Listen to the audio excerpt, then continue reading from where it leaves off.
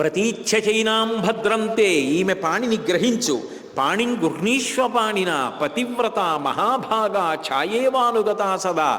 నీ నీడ నిన్ను ఎట్లా విడిచిపెట్టదో అట్లా ఈమె నిన్ను విడిచిపెట్టకుండా కష్టసుఖాలలో అనువర్తిస్తుంది.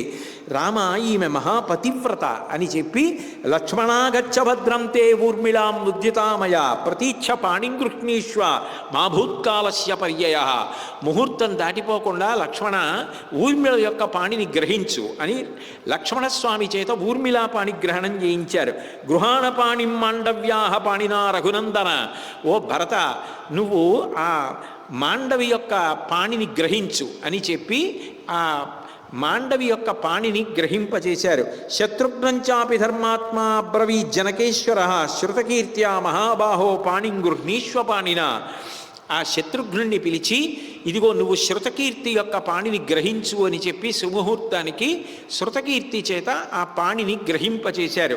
అట్లా రామలక్ష్మణ భరత శత్రుఘ్నులు నలుగురు కూడా ఆ పాణిగ్రహణం చేసి అగ్నిహోత్రానికి ప్రదక్షిణం చేసి జనక మహారాజు గారికి, దశరథుడికి, వశిష్ఠ విశ్వామిత్రులకి నమస్కారం చేశారు.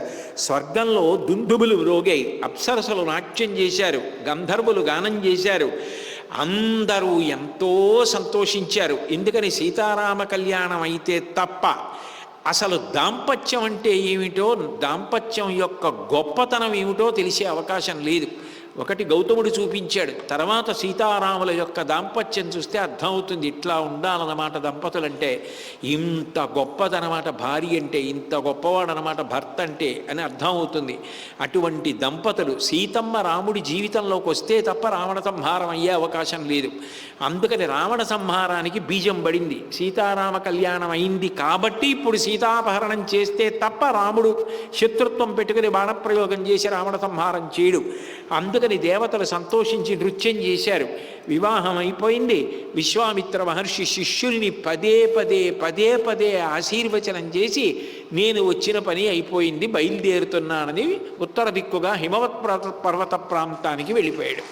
వెళ్ళిపోయి కౌశికీ నది, తన అక్కగారు ఎక్కడైతే నదిగా మారిందో అక్కడ తపస్సు చేసుకోవడానికి వెళ్ళిపోయాడు.